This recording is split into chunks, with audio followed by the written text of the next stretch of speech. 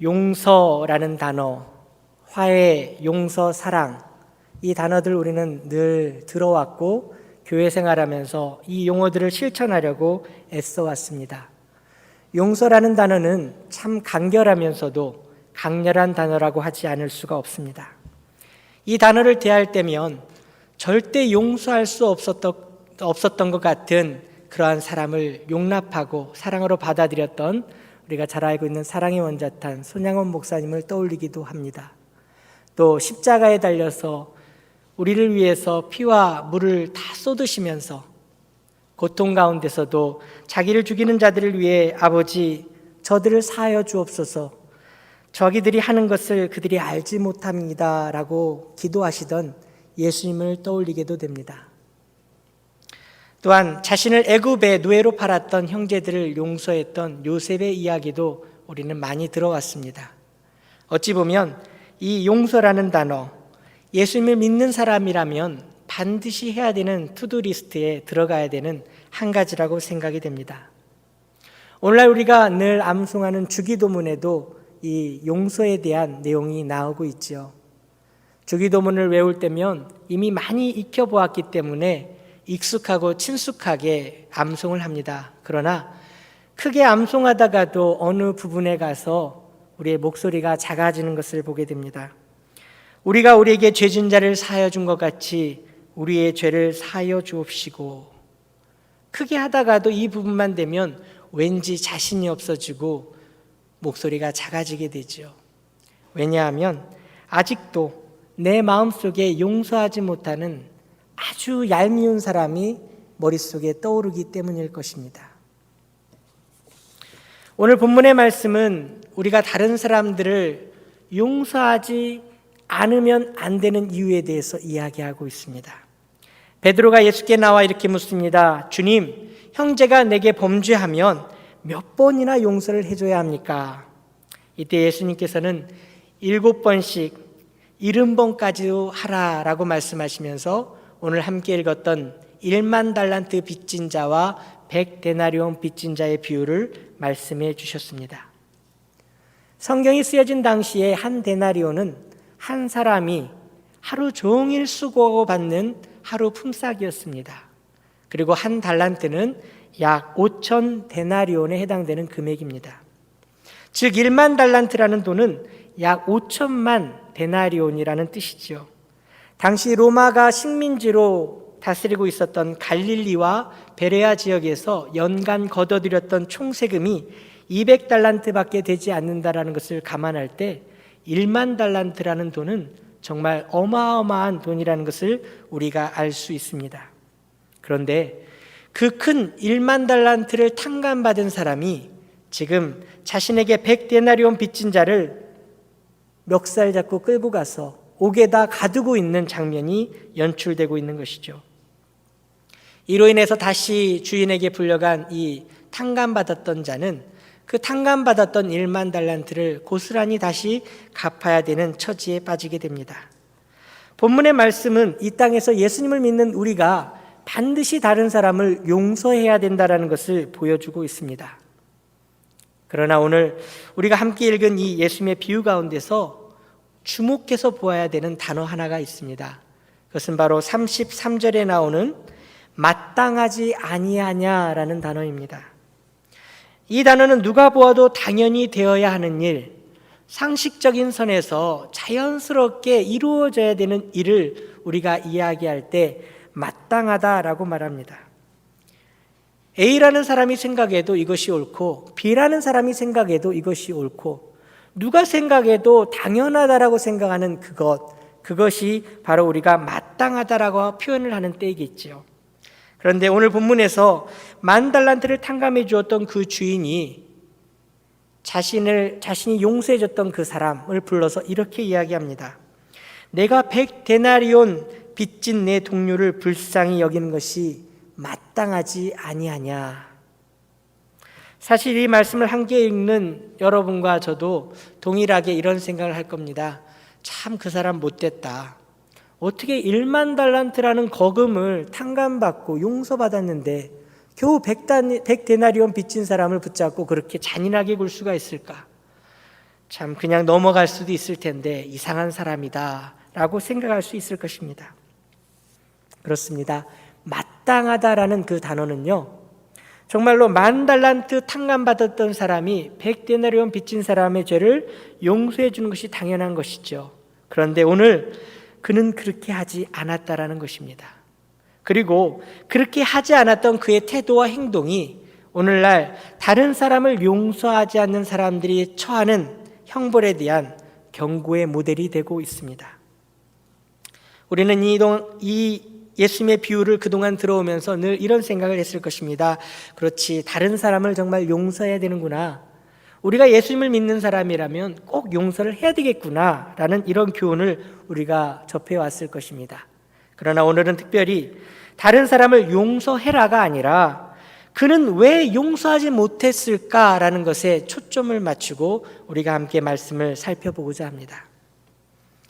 모든 사람이 다 마땅하다고 생각하는 그것, 그 용서를 하지 못했던 그 사람은 왜 용서하지 못했을까? 그 첫 번째 이유는요, 자신이 얼마나 어마어마한 빚을 지고 있었는지 마음 깊이 느끼고 있지 않았기 때문입니다. 빚을 갚으라는 주인 앞에 불려나갔습니다. 그리고 너와 내 아내와 자식들을 다 팔아서, 그리고 내 소유를 팔아서 이제 이 빚을 당장 갚아라 라고 호통치는 그 주인 앞에 그는 두려움에 쌓여서 울며 불며 호소합니다. 주인님, 한 번만 봐주십시오. 정말 한 번만 봐주시면 내가 어떻게든 이 돈을 꼭 갚겠습니다. 정말 한 번만 나를 봐주십시오. 그런데 여러분, 이때 울며 불며 사정했던 이 사람의 마음, 이 사람의 눈물은요, 자신이 그동안 얼마나 많은 빚을 지었는지에 대한 후회와 탄식과 안타까움에 대한 눈물이 아니라는 것을 우리가 기억해야 합니다. 지금 이 사람이 울며 부르짖고 있는 이 이유는 당장 자신 앞에 처한 상황, 자신이 앞으로 겪게 될 고통스러운 상황들, 그 처분들, 자녀와 가족들이 다 팔려가고 모든 소유가 팔려야 되는 이 상황, 자신이 이제는 노예가 되어서 영원히 일하며 살아야 되는 그 어마어마한 두려운 상황 가운데서 이것을 두려워하며 눈물을 보이고 있다는 것이죠. 이 사람의 눈물은 진정한 반성에서 오는 것이 아니라 당면한 처벌에 대한 두려움에서 오는 눈물이라는 것을 우리가 기억해야 합니다. 자신의 죄에 대한 진정한 깨달음이 아니라 그 앞에 처한 두려움이 이 사람의 무릎을 꿇게 했다는 것이죠. 여러분, 집에서 아이들을 키우다 보면요, 형제 자매끼리 잘 놀다가도 갑자기 막 언성을 높이며 투닥투닥 싸우는 것을 종종 보게 됩니다. 그러면 부모가 나가서 이것에 대해서 네가 이것은 잘못했으니까 빨리 네 동생에게 미안하다라고 말해 라고 이야기하곤 하죠. 그러면 아이들은 부모가 시키는 대로 미안해 그렇게 말합니다. 그런데 여러분, 그 말을 하는 아이의 눈을 잘 한번 쳐다보십시오. 내가 지금 욕심을 부려서 내 동생이 마음에 큰 상처를 받고 지금 힘들어하는구나, 아파하는구나, 내가 왜 그랬을까? 그런 진정한 회개의 마음을 가지고 아이들이 미안해라고 말하고 있던가요? 혹시 여러분의 자녀 중에 그러한 회개의 마음을 가지고 진정으로 뉘우치면서 미안해라고 말하는 아이를 본다면 사실 좀 잘 지켜보시면서 잘 돌봐줘야 될지도 모릅니다. 어찌 보면 그렇게 정말 회개하는 아이가 있다면 그것이 이상할 정도로 그 아이들의 회개, 미안하다라는 말은 어찌 보면 진정성 없는 것이 보편적일 수 있다는 것이죠. 여러분, 부모가 네가 잘못했다, 미안해라고 말하라고 시켜서 말하는 그 아이의 모습을 보면서 어찌 보면 이 모습이 저와 여러분의 모습이 아닌가 생각해 봅니다. 하나님 앞에서 저와 여러분의 그 잘못했다라는 회개의 기도들이 미안해라는 말과 별반 다르지 않은가라는 생각을 해보게 되는 것이죠. 성경을 읽다 보면 또는 말씀을 듣다 보면 온통 우리가 죄인이라고 말합니다. 죽을 수밖에 없는 큰 죄를 지었는데 예수님께서 우리를 위해서 피 흘려 죽어주셨고 그래서 우리가 이제는 살 수 있게 되었다, 용서받았다, 구원받았다라는 이야기를 많이 듣게 됩니다. 그리고 우리가 죄에 대해서 회개해야 된다는 이야기도 많이 듣게 됩니다. 그래서 하나님 앞에 무릎 꿇고 우리의 잘못한 것들을 생각하며 하나하나 고백해 보기도 하고요. 죄에 대해서 회개하기도 합니다. 그리고 기도합니다. 때로 회개하다가 눈물을 흘리기도 합니다. 그리고 하나님께서 우리를 용서해 주셨다고 주변 사람들에게 많이 이야기합니다. 그런데 여러분, 정말 죽을 수밖에 없는 그 죄에 대한 무게가 저와 여러분의 마음속에 강하게 느껴지십니까? 마치 머리를 한 대 친 것처럼 우리 머릿속에 온통 그 죄악에 대한 문제와 그 고민이 가득 사로잡는 것을 경험한 적이 있으십니까? 한번 상상해 보십시오. 여러분의 신용카드 빚이 $1,000가 있습니다. 견딜만 하시지요? 여러분의 빚이 $10,000입니다. 어떠십니까? 여러분이 갚아야 될 카드 빚이 $100,000가 되었습니다. 그냥 상상 속에서 하는 거라 생각하지 마시고 여러분의 눈앞에 지금 $100,000의 카드 빚이 실제로 있다라는 생각을 한번 해보십시오. 그 무게가 느껴지십니까? 이걸 어떻게 갚아야 할까라는 그 막막함이 여러분의 마음 가운데 느껴지십니까? 좀 더 심하게 이야기해서 100만 불의 빚이 있다라고 오늘 받은 카드 영세표에 카드 빌에 100만 불이란 단어가 써 있을 때, 숫자가 써 있을 때 저와 여러분의 마음은 어떠하시겠습니까? 얼마나 막막할지 느껴지시죠? 그런데 여러분, 죄에 대해서는 어떻습니까? 죽을 수밖에 없는 죄라는 그 단어가 우리 마음 가운데 얼마만큼 무겁게 느껴지시냐라고 묻고 싶습니다. $10,000의 카드빚 하면 어느 정도 그 느낌이 살짝 오는데 죽을 수밖에 없는 죄라는 그 단어에는 우리 마음이 너무도 무덤덤하다는 것을 느끼지 않습니까? 여러분, 우리가 죽을 수밖에 없다라고 죄를 이야기하면서도 우리 마음이 무덤덤한 것, 아이들이 부모가 시키니까 그냥 미안해 라고 말하는 것과 전혀 다를 것이 없다라는 것이죠. 사랑하는 성도 여러분, 하나님의 큰 용서를 경험한 저와 여러분이 마땅히 해야 할 용서, 그 용서가 그토록 하기 힘든 이유는 바로 저와 여러분이 그 죄의 무게를 심각하게 느끼지 않기 때문입니다. 정말 그 빚의 무게에 눌려서 그 죄의 무게에 눌려본 사람은, 오랫동안 고생해 본 사람은 다른 사람의 조그만 실수와 나를 힘들게 하는 말의 상처들이 크게 느껴지지 않는다라는 것이죠. 내가 가진 죄가 얼마나 큰지 그것이 느껴지지 않기 때문에 나의 마음을 상하게 하는 다른 사람의 조그만 말, 실수 하나가 그 사람의 온 세상을 가득 메우게 된다는 것입니다. 하루 종일 어딜 가도 그 사람의 말이 내 마음을 힘들게 하고 고통스럽게 한다는 것이죠. 여러분, 자신의 죄의 무게를 정말 진지하게 느껴보지 않은 사람은 다른 사람의 조그만 죄에 민감해집니다. 그것이 견딜 수 없는 상처가 됩니다. 이것이 바로 저와 여러분이 오늘날 용서하지 못하는 큰 이유인 것이죠. 여러분, 우리 죄의 무게를 느껴야, 그래야 용서가 가능합니다.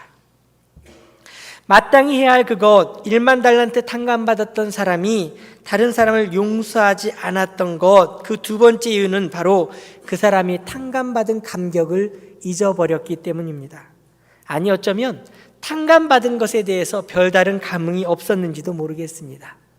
자신의 빚이 얼마만큼 큰 것인지를 실감하지 못했던 이 사람에게 어찌 보면 큰 감격과 기쁨을 기대하는 것이 오히려 이상한 말일지도 모르겠습니다. 아무튼 그는 자신이 받을 뻔한 큰 낭패와 어려움에 처할 뻔한 자신의 상황이 피해진 것에 대해서 안도했을지는 모르지만 크게 감격하진 않았던 것 같습니다. 여러분, 혹시 크게 다쳐서 몸이 아팠던 적이 있으십니까? 정말 많이 다친 부분, 너무도 통증이 심한 곳이 있으면 몸의 다른 곳이 아파도 잘 느끼지 못할 때가 있지요. 시간이 지나서 정말 아팠던 것이 하나하나 낫기 시작하면 슬금슬금 몰랐던 다른 통증들이 느껴지기 시작합니다. 다른 한편 너무도 기쁜 일이 있을 때도 이와 마찬가지입니다. 너무도 갖고 싶었던 다이아몬드 반지를 선물 받은 한 여자가 있다고 생각해 보십시오. 그 여자는 그 전날 생일날 선물을 챙겨주지 못했던 남자친구에 대한 섭섭함이 하나도 기억나지 않을 것입니다. 우연히 비즈니스석으로 업그레이드 된 사람은요, 그날 마신 커피가 별로 맛이 없다고 크게 신경 쓰지 않을 것입니다. 또한 한 바이어와 큰 계약을 맺어서 앞으로 큰 수익을 이루게 된 사람은 상대편 바이어가 실수로 엎지른 커피에 내 양복 바지가 젖어도 크게 관여하지 않을 것입니다. 그런데 여러분, 1만 달란트를 탕감받았던 사람이 지금 풀려나오자마자 자신에게 100데나리온 빚진 사람의 멱살을 잡고 당장 자신의 돈을 내놓으라고 소리치고 있다는 것입니다. 이 사람은 정말 감격하지 않은 사람입니다. 조금도 지금 기뻐하지 않고 있는 사람인 것이죠. 근데 여러분, 이상하지 않습니까? 그렇게 어마어마한 빚을 탕감받았는데 어떻게 감격하지 않을 수 있을까? 어떻게 기뻐하지 않을 수 있을까? 참 이상하지요. 그런데 여러분, 멀리도 말고 바로 어제 토요일 날 저와 여러분의 하루의 모습을 생각해 보십시오. 하루 종일 하나님이 나를 구원해 주신 것에 대한 감격과 기쁨이 여러분의 삶을 말할 수 없는 기쁨 가운데 이끌었습니까? 하루 종일 너무 좋아서 어쩔 줄 몰라 하셨습니까? 아니면 어떤 사람이 무심코 던진 말 한마디가 마음에 상처가 되어서 하루 종일 그것으로 마음이 짜증나고 속상하셨습니까? 어제 우리 모습만 보아도, 아니 오늘 아침에 저와 여러분의 모습만 보아도 어찌 보면 이 탕감받았음에도 감격하지 않고 있는 사람의 모습을 우리가 발견할 수 있지 않은가 싶습니다. 감격이 전혀 없는 그 사람이 바로 저와 여러분입니다. 그래서 오늘도 아직도 용서하지 못하는 것이죠. 다른 사람이 얄미운 것이 계속 그것이 보이는 거예요. 왜냐하면 우리 안에 너무도 큰 그 감격이 느껴지지 않고 있기 때문입니다. 구원의 감격을 잃어버린 사람, 매일매일의 삶 속에서 그 기쁨으로 인해서 어쩔 줄 몰라 하는 그런 마음이 없는 사람은 마땅히 해야 할 그것, 용서를 할 수 없다라고 성경은 말하고 있는 것입니다. 여러분, 세 번째로 우리가 마땅히 해야 할 그것을 할 수 없는 데는 그 이유가 바로 원망과 분노라고 할 수 있습니다. 1만 달란트라는 어마어마한 빚을 탕감받았던 그 사람의 마음속에는 원망과 그리고 분노가 자리 잡고 있었습니다. 24절 말씀을 보면 이런 말씀이 나옵니다. 결산할 때 10,000달란트 빚진 자 하나를 데려오매. 이 말은 곧 이 사람이 1만 달란트라는 어마어마한 빚으로 인해서 옥에 갇혀 있었다라는 것을 보여주고 있습니다. 어찌어찌 하다 보니 말로 표현할 수 없을 만큼 어마어마한 빚이 생겨버렸습니다. 옥에 갇혀 있는 내내 앞으로 나의 삶은 어떻게 될까 두려움에 떨었습니다.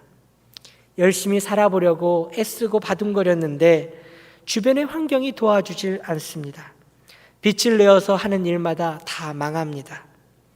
이번 한 번만 잘 되면 모든 빚을 갚을 수 있을 거라고 생각했는데 어떤 사람이 중간에 끼어서 사업에 어려움을 겪게 되고 더 많은 빚을 지게 됩니다. 빚에 쪼들리다 보니 마음에 여유가 없어져서 주변의 사소한 일로도 사람들과 다툼을 자주 하게 됩니다. 옥에 갇혀서 제대로 씻지도 못하고 먹지도 못하고 있다가 어느 날 주인 앞에 불려갔습니다. 당장 네 아내와 너와 네 자녀들을 다 노예로 팔고 네가 가진 모든 소유를 정리해서 네가 갚아야 될 돈을 당장 갚아라. 이렇게 호통치는 주인 앞에 불려나가 정말 땅바닥에 엎드려 눈물 콧물을 범벅하며 사정했습니다. 제발 한 번만 봐주십시오. 제가 무슨 일이 있어도 이거 갚겠습니다. 한 번만 나를 좀 봐주십시오. 그렇게 사정을 했더니 뜻밖에도 이 주인이 모든 빚을 탕감해 주었습니다. 이제 감사하다라고 주인에게 엎드려 절하고 그 주인의 집 대문을 나옵니다. 그런데 저기 멀리에서 한 사람이 보이는데 오래전에 하도 어렵다고 해서 어려운 상황 가운데서도 살림 가운데서도 목돈을 떼어서 빌려주었던 사람이 보입니다. 내가 이토록 큰 빚을 지고 옥에 갇혀서 끔찍한 일을 당하는데 한 번도 나를 찾아보지 않았던 그 사람, 참 괘씸한 사람이 눈에 보입니다. 그 사람은 멱살을 잡고 당장 빚진 돈을 내놓으라고 소리칩니다. 옥에 갇혀 내가 그렇게 고생할 때 어떻게 너는 한 번도 찾아보지 않고 그렇게 편안한 집에서 잘 먹고 지냈냐? 마음 깊은 곳에 숨겨있던 그 분노와 원망의 마음들, 그 세상을 향한 그동안 모든 것이 꼬여서 풀리지 않던 그 세상을 향한 분노와 원망의 목소리가 그 사람을 향해서 쏟아져 나옵니다. 2000년 전 예수님께서 들려주셨던 이 이야기 속의 주인공, 이 사람의 이야기를 듣는 동안 혹 여러분의 마음속에 꽁꽁 감춰두었던 그 감정들이 떠오르지 않으십니까? 왠지 이 사람의 모습 속에서 저와 여러분의 모습이 살짝 겹쳐 보이진 않으십니까? 사실 그가 그토록 100데나리온 빚진 자에게 잔인할 수 있었던 이유는 바로 빚진 금액이 엄청 컸기 때문이 아니라 자신은 나름 상대를 배려하고 어려울 때 도와주었는데도 정작 자신이 고통 가운데 있을 때 한 번도 찾아봐 주지 않은 사람에 대한 그런 분노와 원망의 마음이 중심에 있었다라는 것이죠. 아니, 세상 전부에 대한 분노가 이 사람을 향해서 투사되고 있다라는 것입니다. 그것이 오늘 또 저와 여러분의 또 다른 이야기이기도 합니다. 예수님의 사랑, 보혈, 구원에 대한 이야기들을 우리가 들을 때면 이 이야기들은 그냥 영적인 것의 하나, 영적인 세계에 대한 이야기라고 치부하며 내 마음 한구석에 밀어두어 놓습니다. 그리고 당장 겪고 있는 내 삶의 어려운 것들, 힘든 것들을 바라보며 그리고 이것이 풀리지 않는 것들, 내 뜻대로 되어지지 않는 것들에 대한 세상을 향한 원망과 분노를 키워가고 계시진 않습니까? 이러한 원망과 분노는 우리가 누려야 될 구원의 감격을 앗아갑니다. 다른 이들에게 베풀어야 될 긍휼의 마음을 빼앗아 버립니다. 그가 100데나리온의 빚을 갚지 않았기 때문에 내가 그 빚을, 주인에게 갚아야 될 빚을 빨리 갚지 못해서 옥에까지 가게 된 거야 라는 말도 안 되는 논리를 주장하며 세상을 향한 원망과 또 그 책임을 전가하고 싶은 사람에 대한 원망이 우리 안에 솟구치고 있다는 것이죠. 그것이 우리의 구원의 감격 가운데 다른 사람을 용서해야 되는 우리의 마음을 빼앗아 버리고 한없이 우리를 잔인하게 만듭니다. 마땅히 해야 할 용서, 그것을 할 수 없게 만드는 것, 그것은 세상을 향한 또 사람을 향한 원망과 분노의 감정이었습니다. 예수 그리스도를 믿고 그 피로 죄에서 구원받은 우리는 늘 누군가를 용서해야 된다라는 부담감을 가지고 살아갑니다. 예수님을 믿는 사람이라면, 교회 오래 다닌 사람이라면 마땅히 용서를 해야 되지 않겠나라는 생각을 누구나 가지고 있는 것이죠. 베드로의 질문도 이것이었습니다. 제가 도대체 얼마나 용서를 해줘야 되는 겁니까? 7번까지 용서해야 할까요? 신앙인으로서 우리가 얼마나 참으며 용서해야 하는지를 물을 때 예수님께서 이렇게 대답하시죠. 7번씩 70번까지도 해라. 절대 할 수 없는 그것을 예수님께서 하라고 말씀하십니다. 여러분, 용서는 우리 의지와 우리의 결단과 힘으로 할 수 있는 것이 아니라는 것입니다. 얼마나 용서해 줘야 되는지를 묻는 베드로에게, 우리에게 예수님은 이렇게 말씀하시는 것이죠. 1만 달란트 빚진 사람을 주목해서 보아라. 그가 왜 마땅히 용서해야 되는 것을 하지 못했는지를 살펴보라는 것입니다. 얼마나 내가 용서를 해야 되는가가 아니라 용서가 얼마나 당연한 것인가에 우리의 눈을, 우리의 마음을, 우리의 초점을 두라는 것이지요. 적어도 예수님의 피로 구원받은 사람이라면 용서라는 단어 자체가 사실은 불필요한 언어의 표현일 뿐이라는 것을 발견해야 합니다. 굳이 우리가 사용하는 용서라는 단어는 구원의 감격을 경험한 사람들에게는 그냥 자연스럽게 나타나지는 표현 방식이라는 것이죠. 죄로 죽을 수밖에 없는 우리를 위해서 정말 긍휼히 여기시고 불쌍히 여겨주셔서 우리를 대신해서 죽어주신 그 예수님이 우리 안에 계시다면, 그리고 주변의 다른 이들을 그 동일한 시선으로 불쌍히 여기며 바라보고 계신 그 예수님의 마음이 저와 여러분 가운데 처절하게 느껴진다면 용서고 뭐고 사실 할 것이 없다라는 것입니다. 내가 용서해야지 그런 마음 자체를 가질 필요가 없다라는 것이죠. 왜냐하면 그냥 상대방이 우리에게 주는 상처의 말들도 아무렇지 않게 들려진다라는 것입니다. 우리의 마음을 상하게 하며 폭언하는 상대가 불쌍하게 여겨지기 시작합니다.